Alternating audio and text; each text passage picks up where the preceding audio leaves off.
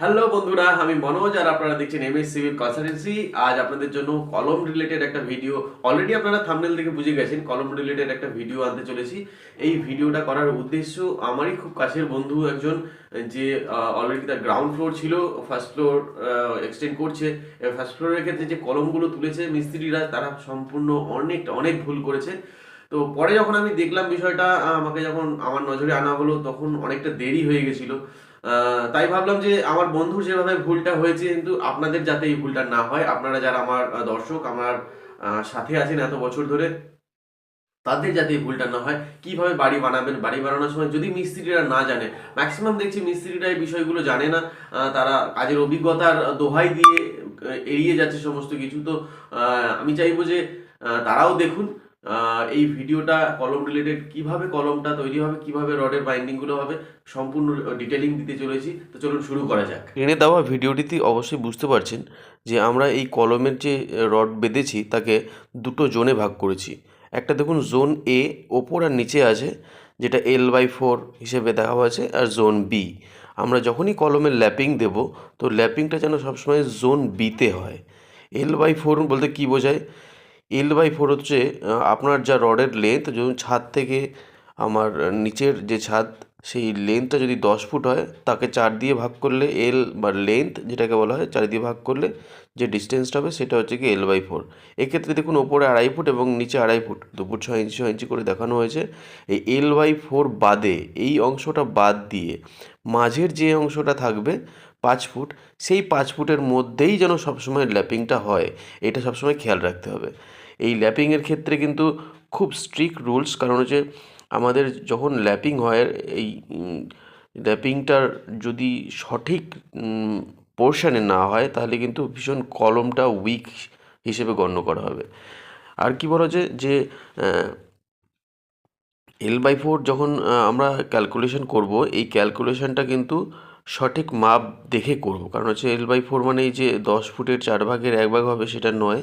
আমাদের যে কলমটা উঠবে, সেই কলমটা বিমের নিচে যেখানে মিশবে, অর্থাৎ আমাদের ছাদের যে বিমটা হয়, সেই বিমের নিচে থেকে ক্যালকুলেশনটা করতে হবে। এখানে আমরা শর্টে বোঝানোর জন্য 10 ফুট হিসেবে ক্যালকুলেশন করেছি, কিন্তু অতটা না করলেও হবে, মানে অ্যাকচুয়ালি ওটা করবোই না। আমরা সবসময় বিমের নিচে থেকে নিচের ছাদ পর্যন্ত যে লেন্থটা, সেটাকে এল হিসেবে ক্যালকুলেশন করব, এবং তারই 4 ভাগের 1 ভাগ, অর্থাৎ L/4 হিসেবে আমরা ওপর আর নিচে ছেড়ে দিয়ে মাঝখানে যে পোর্শনটা জোন বি, সেখানে ল্যাপিং দেবো। এই অংশে আপনারা স্ক্রিনে যে ছবিটা দেখতে পাচ্ছেন, এটাকে বলা হয় স্ট্যাগার্ড ল্যাপিং। এই ল্যাপিংয়ের ক্ষেত্রে আমরা কয়েকটি বিষয় বিশেষভাবে আলোচনা করব। যেমন ল্যাপিং কোনো সময় যে কলমের যে বারগুলো আছে, রডগুলো, সেই রডগুলোর বাইরের দিকে হবে না, সব সময় ভেতরের দিকে মুখ করা হবে। দেখুন গ্রিন কালারের টিক মারা আছে, সবসময় যে ল্যাপিংগুলো করেছি সেই ল্যাপিংগুলো কিন্তু ভেতর দিকে রয়েছে। কারণ হচ্ছে বাইরের দিকে আমাদের যে শাটারিং থাকে, সেই শাটারিংয়ের থেকে আমাদের যে রড আছে, সেই রডের একটা স্পেসিং তো আমরা ছেড়ে রাখি, সেই স্পেসিংটাকে কোনো মতে যেন আনইকুয়াল না হয়, মানে এক জায়গায় কখনো ছোট, কোনো জায়গায় বেশি, হ্যাঁ, এই কভারটা যেন ঠিকঠাক থাকে।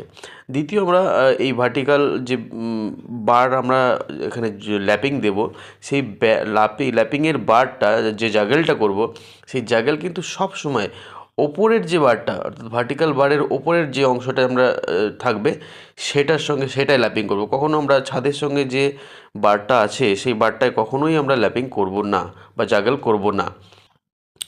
এরপরে আরেকটা পার্ট আছে যে ল্যাপিং কোনো সময় সমান্তরালভাবে হবে না।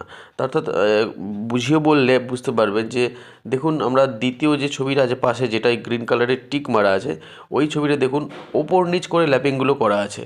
জাগেল করা রডগুলো, ওপরের যে ভার্টিক্যাল রডগুলো, সেটা যখন নিচের সঙ্গে ল্যাপিং হয়েছে, সেই ল্যাপিংটা কিন্তু আনইভেন্ট হয়েছে, মানে কোনোটা নিচের দিকে, কোনোটা ওপরের দিকে, কোনোটা সাইডের দিকে, মানে একদম আনইভেন হয়েছে, মানে কোনো সময় এক সমান্তরালে থাকবে না। যেটা পাশের ছবিটায় দেখাচ্ছে, যেটা ক্রস চিহ্ন দেওয়া আছে, সেখানে যেমন দেখাচ্ছে, এইভাবে কিন্তু কখনোই হবে না। এই পর্বে আমরা দুটো বিশেষ জিনিস শিখব, সেটা হচ্ছে গিয়ে ল্যাপিং লেন্থ ও জাগালের লেন্থ।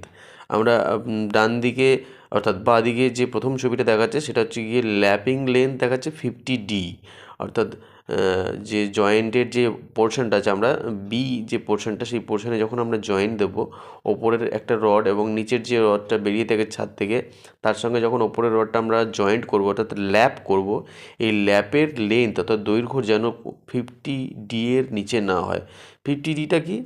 ডি মানে হচ্ছে ডায়ামিটার। ধরুন আপনার রডের যে মিলিমিটারে যে রডের যে ডায়া থাকে, যেমন 16 mm, 16 mm যে রডটা আছে, সেই রডের ইন্টু 50, 16 mm ইন্টু 50 যেটা হচ্ছে আই হোপ 960 সামথিং একটা কিছু হবে।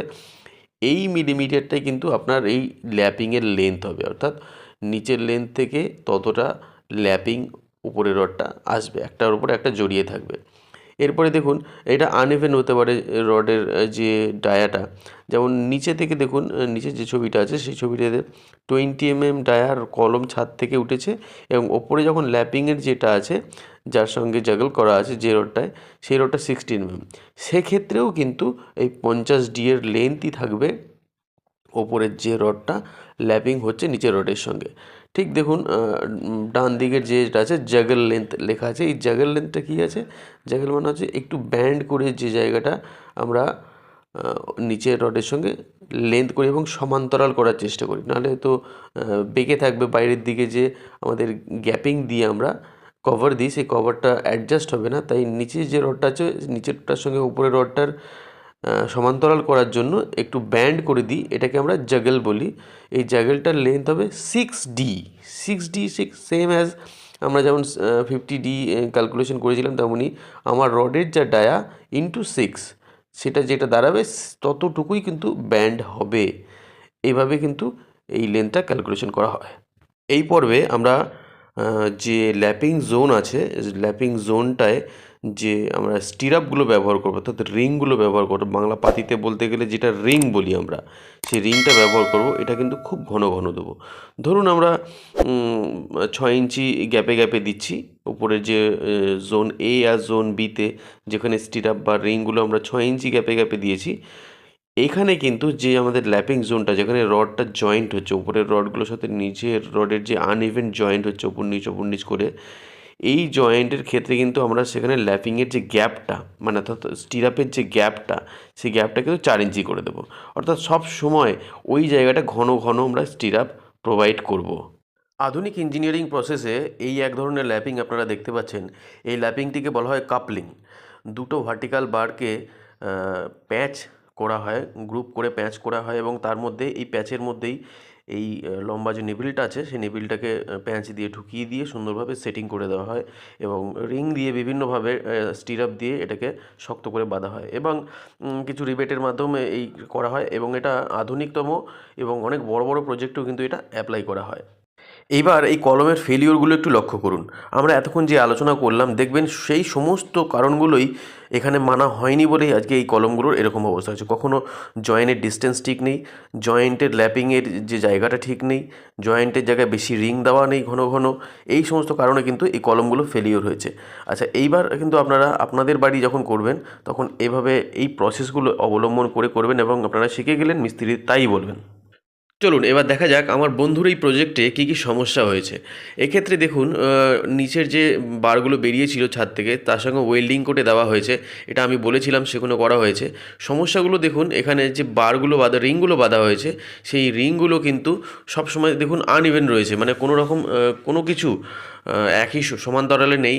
দেখুন একটা রিং থেকে আর একটা রিংয়ের ডিস্টেন্সটা সব জায়গায় সমান নেই, অনেকটা বেশি আছে দুটো রিংয়ের ডিস্টেন্স এবং রিংগুলো দেখুন প্রপারলি বাঁধা হয়নি, যে তার দিয়ে বেঁধেছে সেটাও বাঁধা হয়নি ভালো করে এবং জাগেল করেছে দেখুন যে লেংথ যেটা 6D হওয়া উচিত অনেকটা বেশি আছে। অ্যাকচুয়ালি ওখানে বেন্ডিং মুভমেন্ট রেডি হয়ে গেল না, ওখান থেকে বেন্ড হয়ে যাওয়ার চান্সটা থাকলো। এরপরে দেখুন যে রডটা ভার্টিক্যালি বেরিয়ে আছে, রডের মাথাটার দিকে দেখুন প্রচণ্ড পরিমাণ ব্যান্ড রয়েছে, যেটা কখনোই হবে না, অর্থাৎ এ জোনে ব্যান্ড করা হয়েছে। এই ধরনের প্রবলেমগুলো কিন্তু মিস্ত্রিরা করছে। আপনারা একটু সাবধান থাকবেন। আমার ভিডিও বানানোর উদ্দেশ্য এটা যে আপনারা এটা দেখবেন এবং নিজেদের সাবধানে রাখবেন। ভিডিও যদি আপনাদের ভালো লাগে অবশ্যই লাইক করবেন, সাবস্ক্রাইব করবেন। যারা এখনও সাবস্ক্রাইব করেননি, সাবস্ক্রাইব না করে ভিডিও দেখছেন, প্লিজ একটা সাবস্ক্রাইব করে দেবেন, এতে আপনার কোনো কিছু অসুবিধা হবে না, কিন্তু আমার যে পরিশ্রমটা সেটা সফল হবে। আশা করছি আপনাদের বোঝাতে পারলাম। Thank you so much. এভাবে আমার সাথে থাকুন, আবার ফিরে আসবো আরেকটি নতুন ভিডিও নিয়ে। ততদিন ভালো থাকুন, সুস্থ থাকুন।